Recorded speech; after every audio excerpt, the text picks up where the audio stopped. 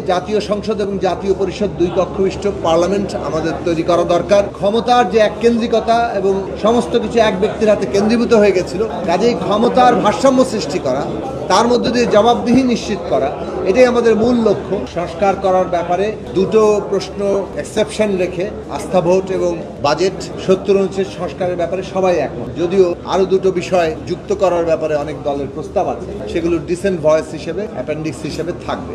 ভিন্ন মত হিসেবে জাতীয় সনদে ওইটা করেছি, এদের বাইরেও আরো বেশ কয়েক তৈরি হয়নি। ফলে এই বিষয়ে আলাপ আলোচনা করা, রাজনৈতিক দলগুলো নিজেদের মধ্যে আলোচনা করা, দলের ভিতরে পারস্পরিক আলোচনা করা এবং একটা ন্যূনতম ঐকমত্যে পৌঁছানোর জন্য আমরা প্রস্তাব করেছিলাম যে এই আলোচনাটি মুলতবি রেখে আগামী সপ্তাহে আবার আলোচনাটা নিয়ে আসা, যাতে করে আমরা একটা ঐকমত্যের জায়গায় পৌঁছাতে পারি। একইভাবে এটা দ্বিকক্ষ বিশিষ্ট পার্লামেন্টের ক্ষেত্রে আমাদের প্রস্তাব হচ্ছে, যেটা নামকরণ করা হয়েছে প্রস্তাবে, যে নিচেরটা জাতীয় সংসদ, উচ্চ কক্ষের নাম সিনেট। আমরা প্রস্তাব করেছি নিচেরটা জাতীয় সংসদ এবং উপরের কক্ষের নাম হবে জাতীয় পরিষদ। এইভাবে জাতীয় সংসদ এবং জাতীয় পরিষদ দুই কক্ষবিষ্ট পার্লামেন্ট আমাদের তৈরি করা দরকার।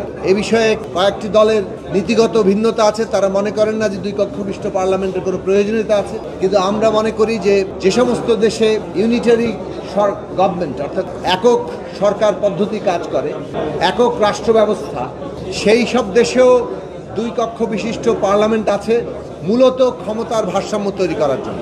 বাংলাদেশের ইতিহাসে এ পর্যন্ত আমরা যেটা দেখেছি, ক্ষমতার যে এককেন্দ্রিকতা এবং সমস্ত কিছু এক ব্যক্তির হাতে কেন্দ্রীভূত হয়ে গেছিল, সেটাই আমাদের রাষ্ট্রের গণতান্ত্রিক চর্চার ক্ষেত্রে সবচেয়ে বড় বাধা ছিল। কাজেই ক্ষমতার ভারসাম্য সৃষ্টি করা, তার মধ্যে দিয়ে জবাবদিহি নিশ্চিত করা, এটাই আমাদের মূল লক্ষ্য। কাজেই সেই দিক থেকে এই দুই কক্ষ আমাদের প্রস্তাবের জায়গাটা তারা যে প্রস্তাবের মধ্যে থেকে নেবেন, তখন সেইটাকে আপিল বিভাগের জ্যেষ্ঠতম দুজনের মধ্যে থেকে নেবেন, তখন সেইটাকে আসলে গ্রহণ করা যেতে পারে যদি তলা থেকে আমাদের বিচারক নিয়োগের নীতিমালা এখানে তৈরি হয়। যে প্রস্তাব তারা ইতিমধ্যে আছে, কিন্তু সেটা আজকে আলোচিত হয়নি। আমরা এই সমন্বিত আলোচনার উপর নির্ভর করেই বিচার বিভাগের স্বাধীনতার প্রশ্নটিকে আগামী দিনে সুস্পষ্ট করার পক্ষে।